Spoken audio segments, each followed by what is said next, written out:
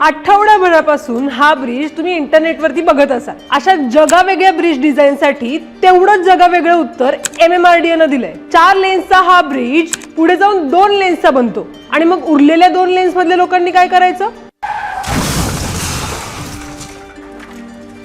यावर MMRDAचं काय म्हणणं आहे? हे डिझाईन फ्लॉ नसून हा ब्रिज जागेच्या अभावी आणि फ्युचर प्लॅनिंगच्या दृष्टिकोनातून असा बांधलाय असं उत्तर मिळाल्यावर नेटकरी शांत बसतील का?